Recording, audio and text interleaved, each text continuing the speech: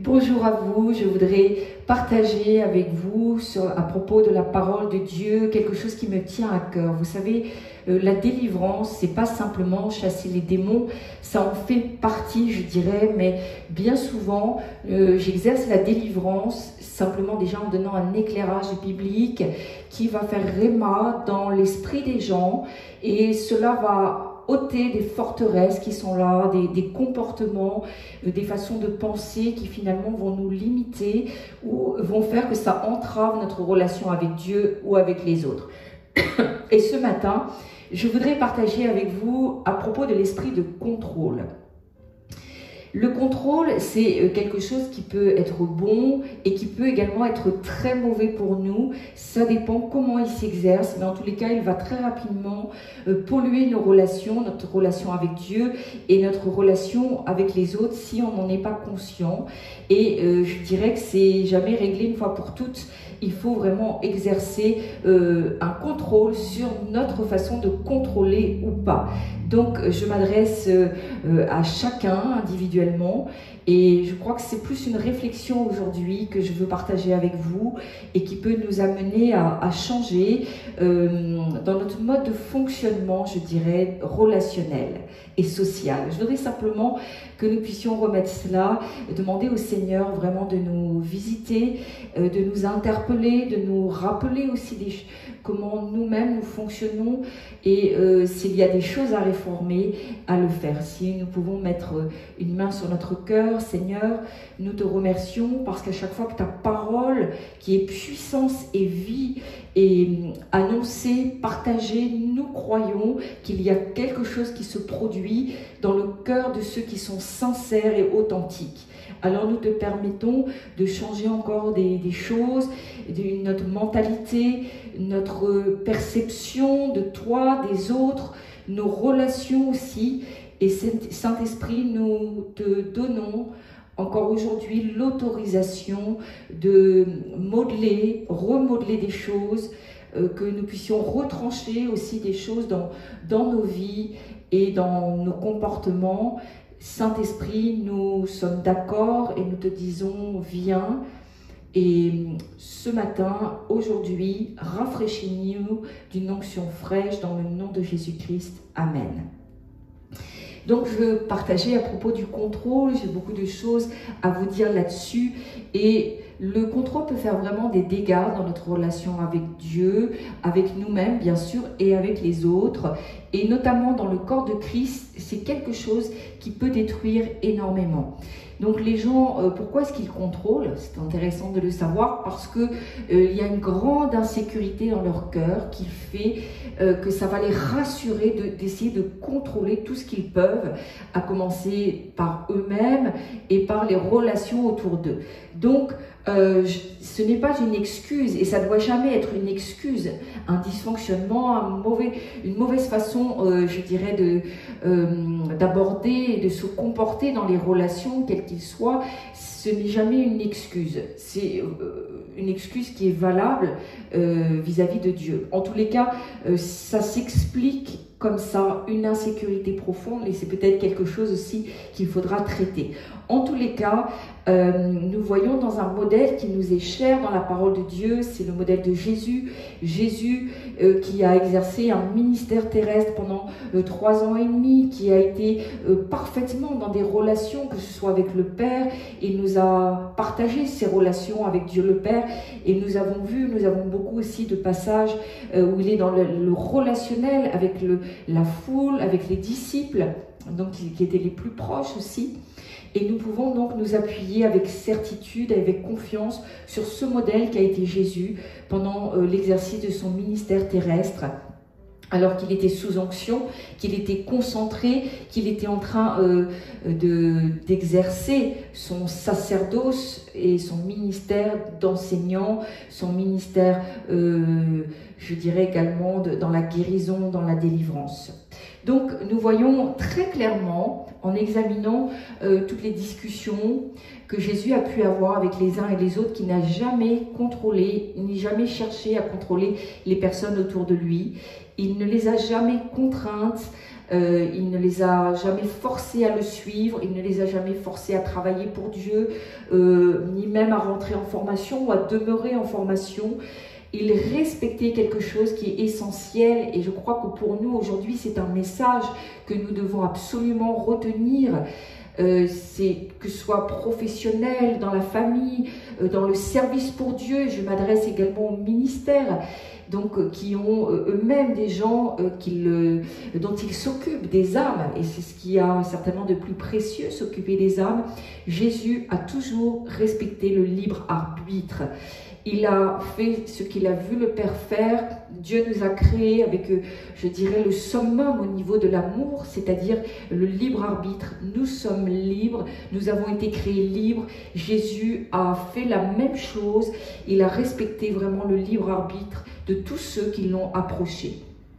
Donc, de chaque individu, et c'est une clé essentielle dans nos relations. C'est quelque chose, si vous l'appliquez, qui peut révolutionner réellement, que ce soit votre vie, votre famille, dans votre travail, avec les collègues ou dans le service pour Dieu. Donc Jésus a laissé à chaque fois la liberté aux gens de dire oui, bien sûr, et ça c'est relativement simple, mais surtout il a laissé la liberté de dire non. Ce mot qui est si chargé, une connotation qui paraît vraiment négative et qui ne l'est absolument pas. Nous devons respecter quand les gens nous disent non, même y compris si c'est dans le royaume de Dieu. Une véritable relation nous donnera toujours et doit toujours nous donner la liberté de dire non, parce que on ne peut pas se trouver dans nos cœurs et dans nos bouches le oui et le non.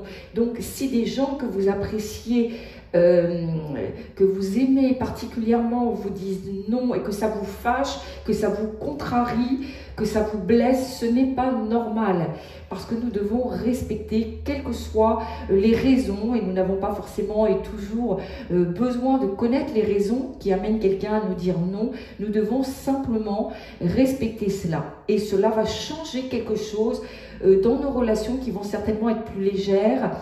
Il n'y aura pas de joug, de contrainte, ce ne sera pas forcé, donc ce sera plus agréable dans les deux sens. Donc Dieu ne nous oblige pas à l'aimer, Dieu ne nous oblige pas à le servir. Nous avons même la possibilité de fuir Dieu, de haïr Dieu. Bien sûr, c'est très dangereux, mais voyez, l'amour de Dieu s'exerce jusque-là. Je voudrais que nous puissions lire dans Matthieu, chapitre 28, au verset 18, ce qui est écrit. Jésus, s'étant approché, leur parla ainsi. « Tout pouvoir m'a été donné dans le ciel et sur la terre. » C'est un moment important, ce partage, c'est une révélation pour ceux à qui il parle. Je ne sais s'ils ont bien compris, mais en tout cas, Jésus est en train de leur dire, de proclamer que toute autorité, toute puissance lui a été donnée, lui a été conférée, et que même avec toute cette autorité, cette puissance, il n'est pas en mesure de contrôler ses disciples et il ne le fera pas.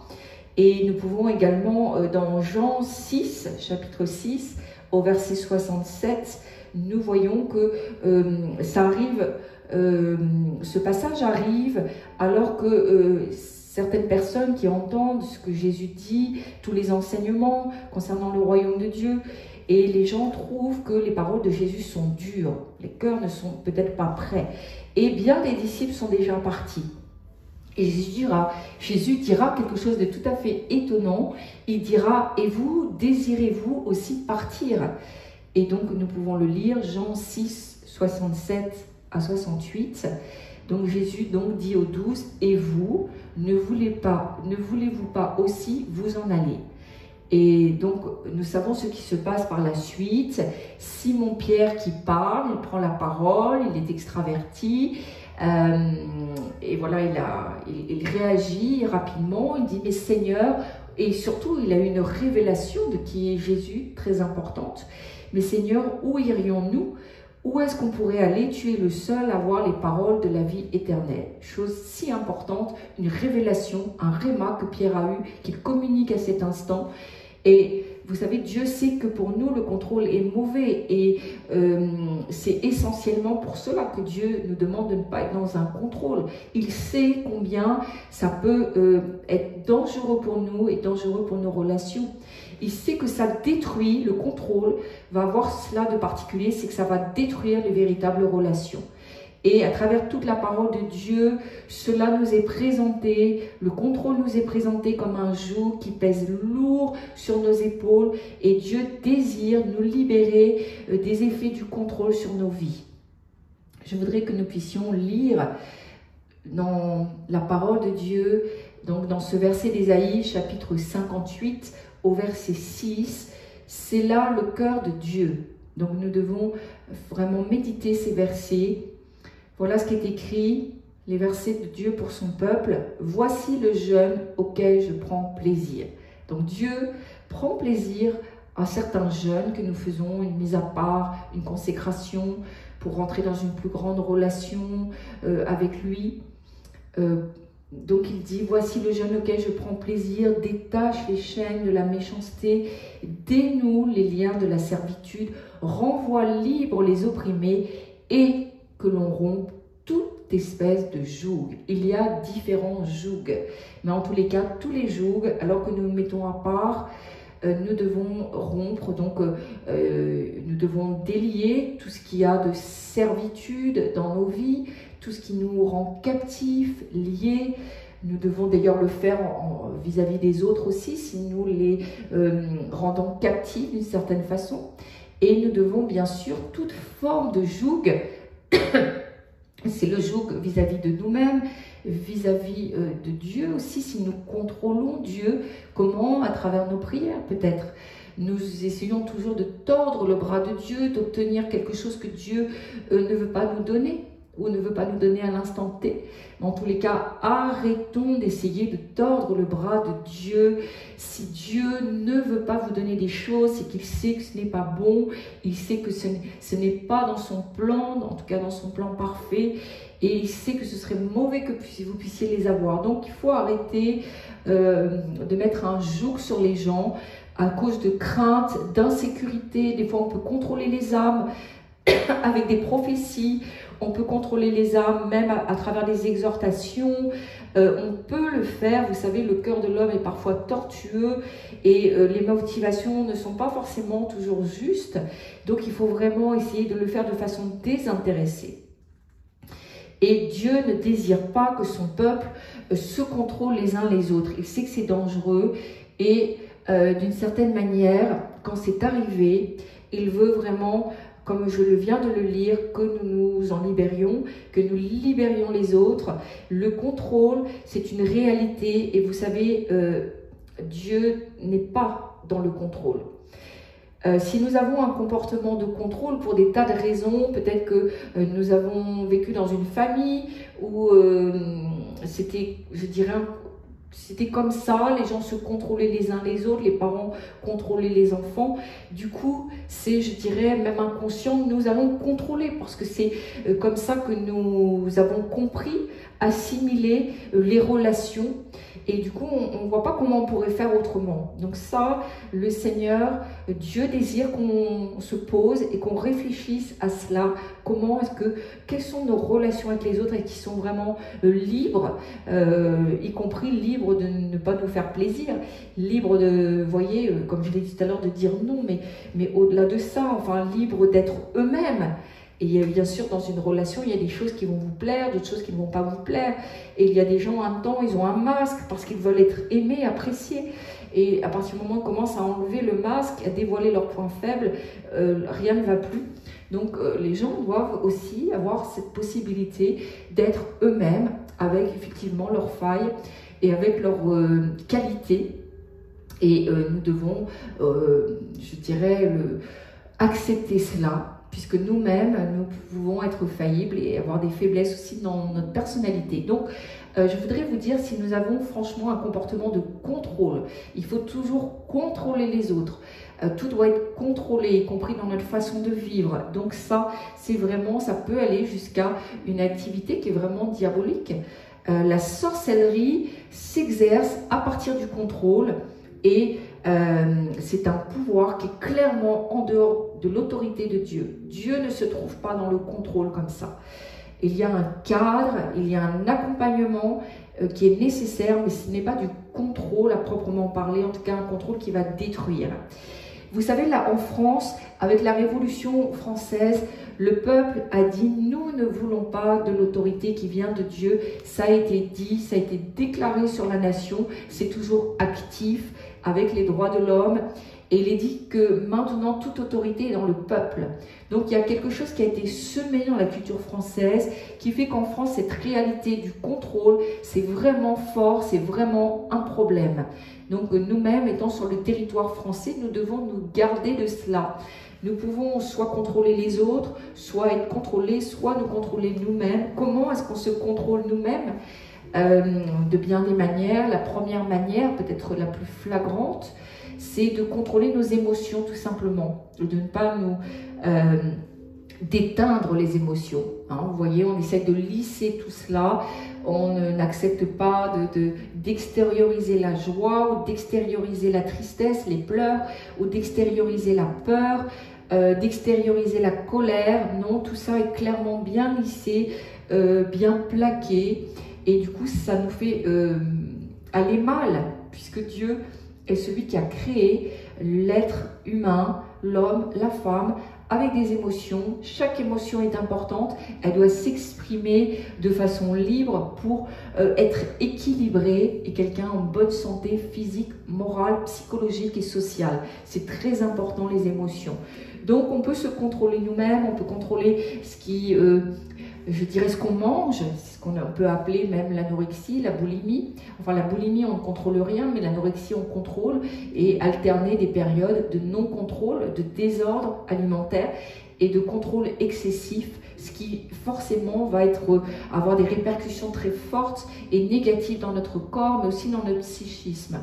Et dans nos relations sociales, puisque c'est chronophage, ça prend tout l'écran. Donc c'est important, faisons attention de ne pas non plus nous contrôler nous-mêmes pour ne pas nous abîmer. Et puis il y a des gens qui passent d'un contrôle excessif d'eux-mêmes à, je dirais, des périodes où ils ne contrôlent plus rien du tout. Il y a une relâche absolue dans même des addictions et des débordements. La parole de Dieu nous appelle à la modération. Je crois que nous devons, c'est quelque chose de si important dans ces temps de la fin, ces temps difficiles. Il y a un appel à être modéré, à être sage, à être équilibré. C'est ça aussi qui fait que nous allons pouvoir avoir une vie, je dirais, constante avec le Seigneur, une vie avec le Saint-Esprit, une relation avec le Saint-Esprit. Il va pouvoir nous visiter à tout moment parce que nous sommes dans, je dirais, une consécration totale, une modération. Nous profitons, nous aimons les choses, mais modérément, vous voyez. Bon. Parce que nous savons que sinon ce n'est pas bon pour nous et que ça peut finir par nous détruire. Donc je peux également contrôler les autres parce que j'ai peur qu'ils m'échappent. Je peux contrôler un mari, je peux contrôler ma femme, je contrôle par la peur, je contrôle par l'intimidation, je vais y venir tout à l'heure. Je contrôle, je veux absolument que l'autre m'aime, et je veux contrôler ses allées, ses venues.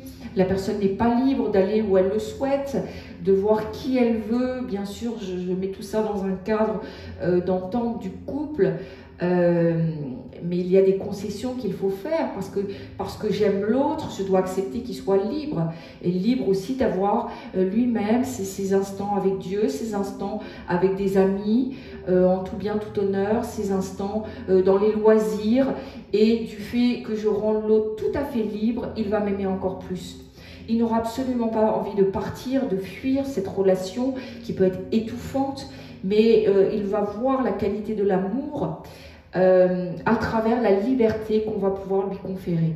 Et bien sûr, c'est réciproque, c'est-à-dire que chaque conjoint doit fonctionner dans la confiance mutuelle.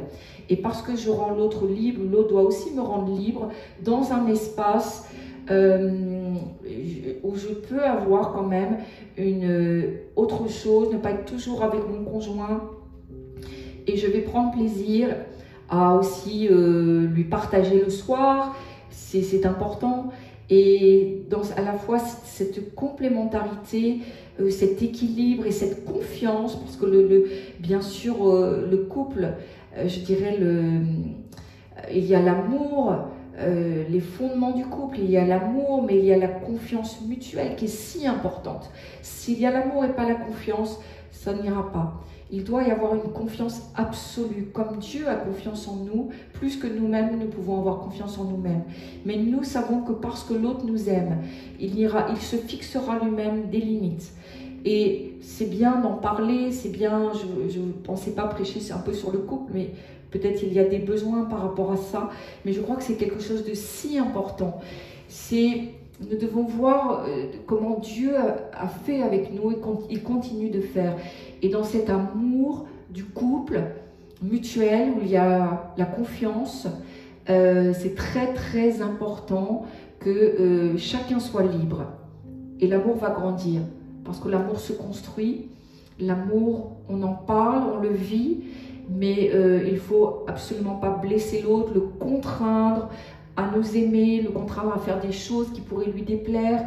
Bon, bien sûr, il y a aussi, je dirais, chacun doit faire aussi sa part.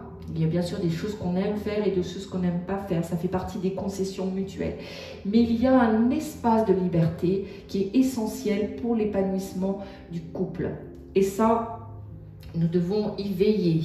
Donc, le contrôle, c'est peut-être aussi... Qu'est-ce qui peut nous contrôler? On peut être contrôlé par la peur, ses propres peurs. Si vous avez eu un accident et qu'aujourd'hui, dès que vous êtes en hauteur, vous ne pouvez pas finalement, il y a le vertige, etc. Vous êtes angoissé, vous avez des sueurs qui arrivent, du coup vous ne pouvez plus être en hauteur. Cette peur va finir par être obsédante. Et peut-être même vous allez renoncer d'être en hauteur. Donc bref, c'est une peur, quelle que soit la peur des avions, peur des hommes, hein, peur du rejet. On ne doit pas être dominé par la peur du rejet puisque nous devons réaliser qu'il y a des gens qui vont nous aimer, d'autres qui ne vont pas nous aimer. On doit le savoir d'avance. Et ça ne doit pas être un problème, ça ne doit jamais remettre notre valeur, notre identité en question. Qu'il nous aime ou qu'il ne nous aime pas, nous avons une grande valeur et Dieu nous aime tout autant. Et ça, c'est si important, cet amour inconditionnel de Dieu. Donc, bien sûr, ce n'est pas toujours la faute des autres. Peut-être nous avons un souci dans nos relations, du fait que les gens nous rejettent. Mais peut-être qu'il n'y a aucun souci et que les gens simplement n'aiment pas votre personnalité. Ça ne doit pas être un problème. Vous aurez toujours des gens qui vont vous apprécier. N'ayons pas peur du rejet, n'ayons pas peur de prendre l'avion puisque vous allez passer peut-être à côté justement. Vos peurs vont faire que vous n'allez pas pouvoir prendre des décisions que Dieu voudrait vous amener à prendre. Dieu veut vous emmener dans des projets et vous peut-être vous allez dire non à cause de vos peurs. Donc la peur, je dirais, mauvaise conseillère, comme le contrôle est mauvais conseiller. Donc, il y a le contrôle par la domination, il y a le contrôle par la manipulation et on peut contrôler de manière très évidente ou de manière très subtile. Je vais m'arrêter là pour cette première émission. Il va y en avoir une deuxième parce que j'ai encore beaucoup de choses à vous dire sur le contrôle. Je voudrais simplement prendre quelques instants pour prier pour vous, si vous pouvez simplement vous recueillir. Alléluia. Seigneur, merci pour ta douceur, merci pour ton amour. Nous te remercions parce que nous avons un modèle parfait d'amour. Tu nous as montré la voie royale et nous voulons aujourd'hui marcher dans cette voie. Nous voulons briser tous les jougs nous concernant les autres, nos conjoints, notre famille.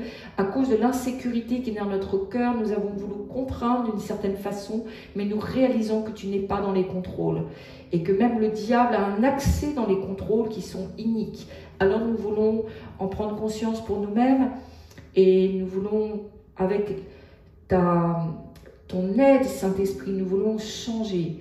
Et nous te donnons la permission qu'à chaque fois que nous aurons des comportements de contrôle, nous te demandons de nous prévenir afin que nous puissions changer. Parce que ce qu'il y a de plus précieux quand nous aimons quelqu'un, c'est de lui accorder la vraie liberté. La liberté de nous aimer ou de ne pas nous aimer. La liberté d'avoir aussi son espace personnel de vie dans lequel il va aussi s'épanouir afin qu'il nous aime encore davantage. Seigneur, vraiment, aide-nous à utiliser l'amour Nous voulons que tu purifies nos relations, Seigneur, que tu nous purifies notre relation avec nous-mêmes, si nous exerçons un contrôle mauvais sur nous, dans notre relation avec toi, Seigneur, si nous essayons de te contraindre dans nos prières.